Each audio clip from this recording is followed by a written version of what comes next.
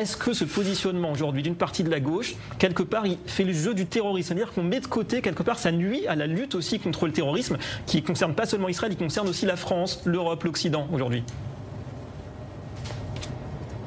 Oui, déjà j'aimerais dire que les propos d'Amir Badran sont scandaleux. Ils sont scandaleux puisque avec cette rhétorique nauséabonde, il nazifie l'État d'Israël.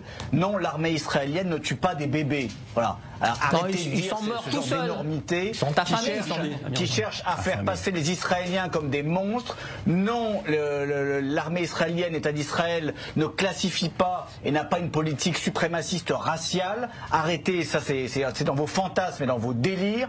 La réalité, c'est moi qui vis ici qui vois la réalité, c'est pas vous à 4000 km.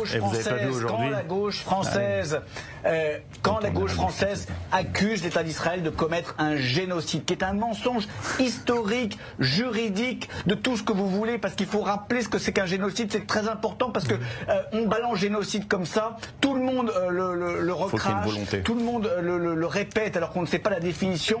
Il n'y a pas de génocide parce qu'il n'y a pas, encore une fois, mais un crime de guerre, on n'a pas parlé de génocide. Moi, j'ai pas dit génocide. Ethnique et raciaux, ça n'existe pas dans le cadre de ce conflit. Il n'y a pas de préméditation, il n'y a pas de planification des massacres. Et le critère le plus important, il n'y a pas une mort industrielle, il n'y a pas de chambre à gaz, il n'y a pas de photos comme au Cambodge pour les Khmers rouges. Donc il n'y a pas de génocide. Il y a une guerre encore une fois, une opération militaire qui est menée en riposte à des attentats abominable le 7 octobre 2023. Il y a une guerre qui fait des dommages et des dégâts évidemment collatéraux, et c'est extrêmement triste, extrêmement grave, et on le déplore. Et pour moi, quand un enfant palestinien meurt, c'est la même tristesse que quand un enfant israélien meurt. Mais de grâce, les objectifs, l'idéologie, les buts de guerre de l'État d'Israël sont sains. C'est l'anéantissement des terroristes du Hamas, c'est la survie de leur peuple, et c'est l'existence de leur pays. Voilà, c'est toute la différence